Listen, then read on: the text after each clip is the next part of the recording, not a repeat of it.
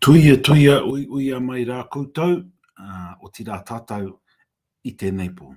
Tēnei rā au e mii atu ana ki koutou o tira ki tātou I roto I tēnei pō. Kia ora katoa tātou.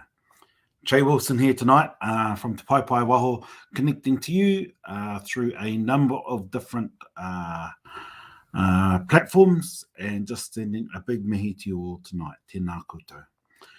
E tangi ana ki o tātou mate, Uncle Terry Ryan, ko koe te puno o tēnei mea te kāwai tāngata, te okapapa tāngata e koro e moe. Uncle Kawa, te kanoa pitiroe, e moe. Te pūkōrero o te ware ariki o tū aretoa, kōrero atu rā koe ki te iwi noi o ka ngaro atu rā. Uncle Dawson, ko koe anō tērā o tū aretoa, e moe. Tatu atu ki a koe te tuakana Daryl, tairo atu ki a koe Mr. Faihe, e moe koutou ki te pō. Ko tātou tēnei ko ngā mau e tangai o e mii ana, e tangi ana tēnā koutou. So kia ora everybody, it's kaupapa number 4, or session number 4, talking about tikanga and what's the tikanga in that place or that place. And I see Mr. Rua's online and I'll be talking about your people tonight, Mr. Rua. And as I say every week, this is me sharing my experience of observing tikanga in different tribal areas. And I'm sharing it because it's really good for us to be prepared and ready for difference when we go into different areas. And I'm mindful that I was at a tangi yesterday and I saw some difference again. And that difference was articulated on the paipai that they were going to do things differently because we had come on and as their neighbours, but also as their whanaunga. And though was representing my tribe on the other side of the mountain, I'm just as much tūharetoa as I am Whanganui. And they recognised that and they said that they wouldn't do tuatu tūmai because when I speak, I'll be finishing it off and therefore keeping the mauri within ourselves as tūharetoa, which I thought was a really beautiful acknowledgement of our whanaungatanga. And as a result of that, in my kōrero, even though they acknowledged me as Ruapehu and Ngāti Rangi, as Whanganui, I then acknowledged the connections and then referred to all of the different hapu that both my mother and father come from. And the key tupuna that connect me to my tūharetoa side. So I thought it was really beautiful. And therefore, I also responded to that whakaaro nui. And I said that I wasn't going to lay down my koha and instead that I would kokohu it in the hand when I went to hariru so that it kept the informality part where they were saying I am them and they are me. And as I was always raised, you kokohu when you're giving to your family. And if you've got someone else in your group, then you might lay it down on the ground. But otherwise, you kokohu or put the koha in the hand when you go around to hariru, so that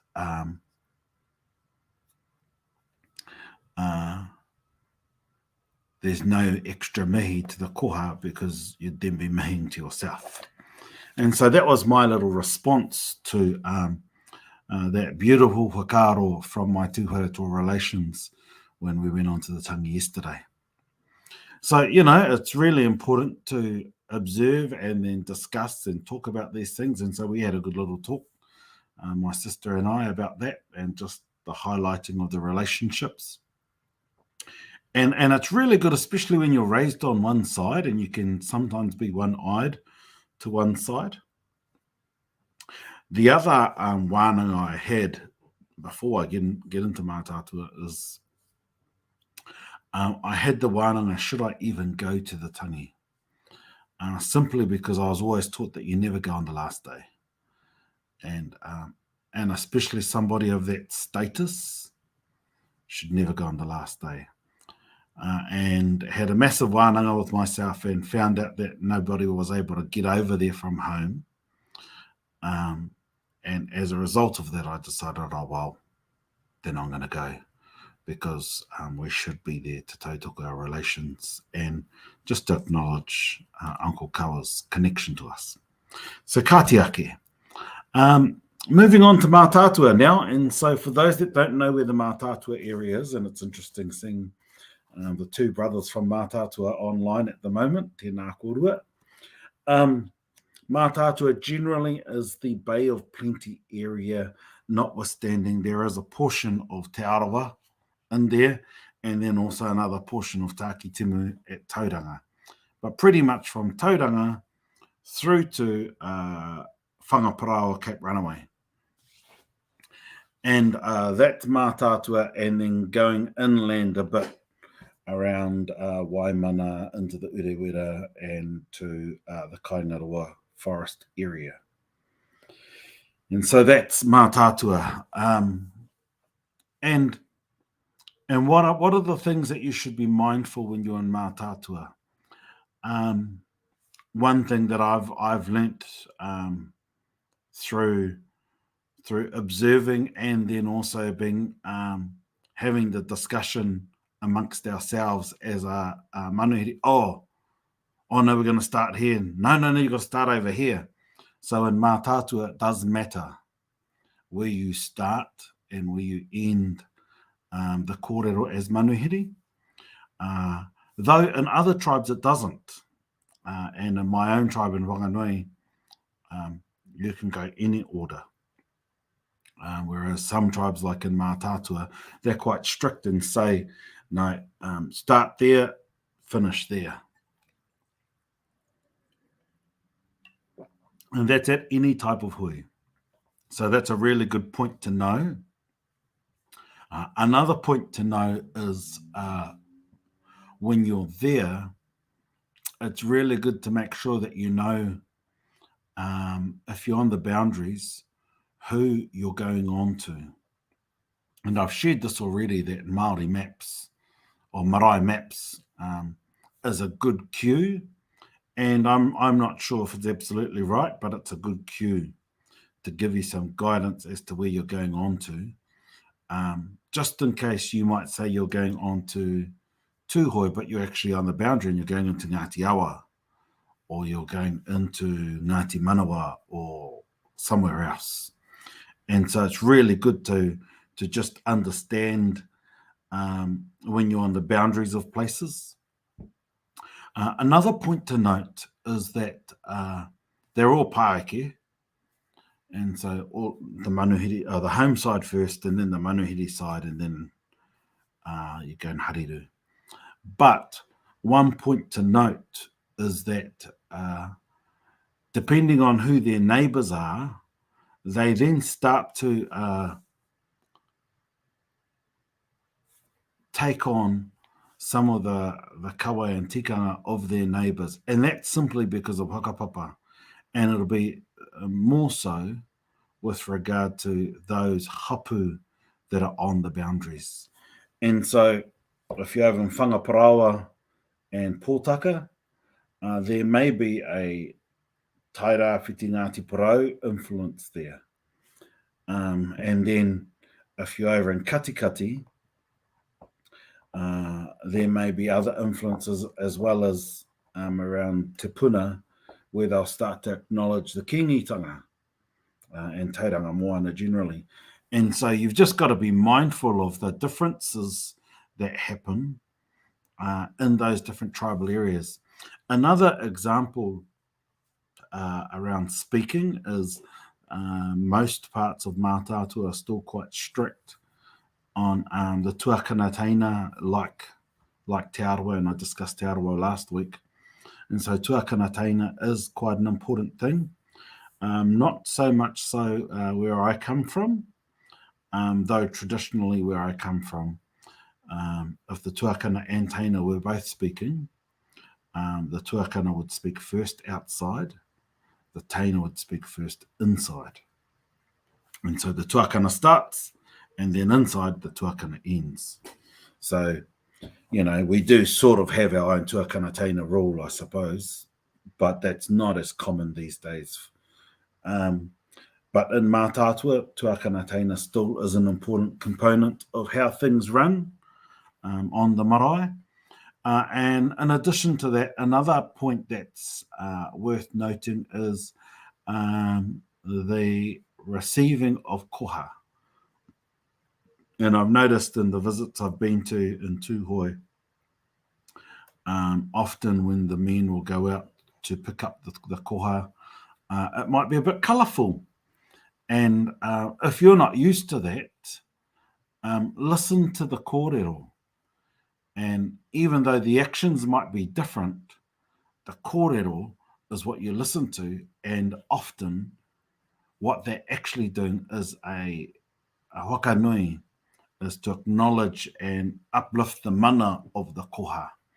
And I say watch and listen because sometimes our colonized views of how things should be done are just that. And we copied the English and then just think that that's actually tikanga, when no, it was us just trying to be good Maoris.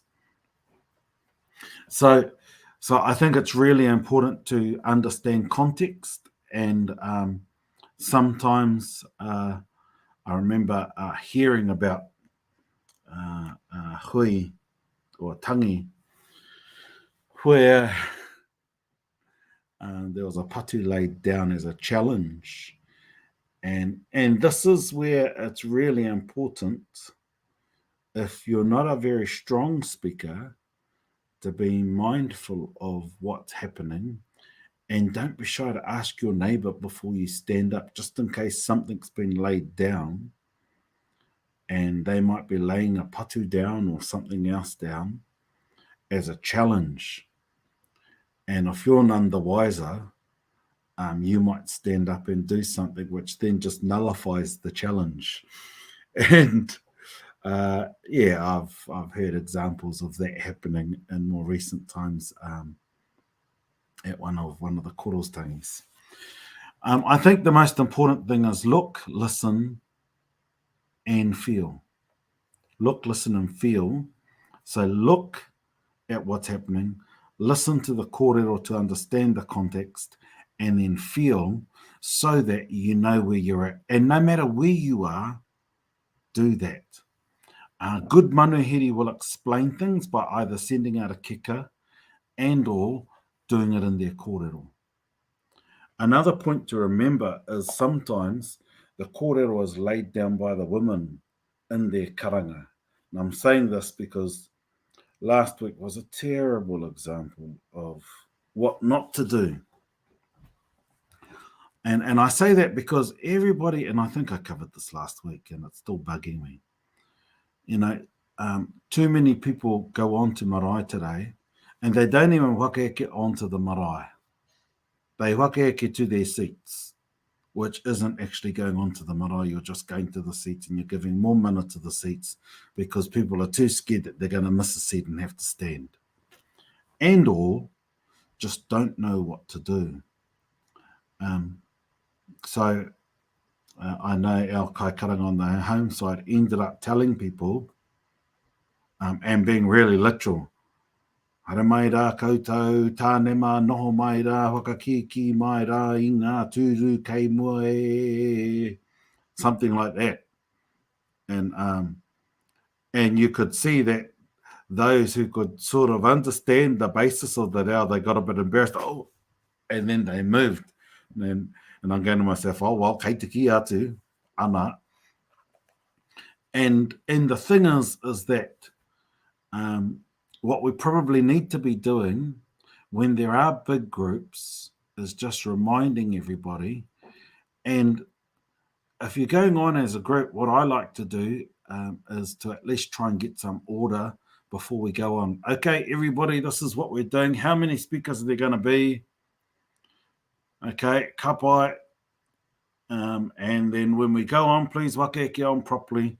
And giving that kōrero is really essential so that you don't just go on like Brown's cows.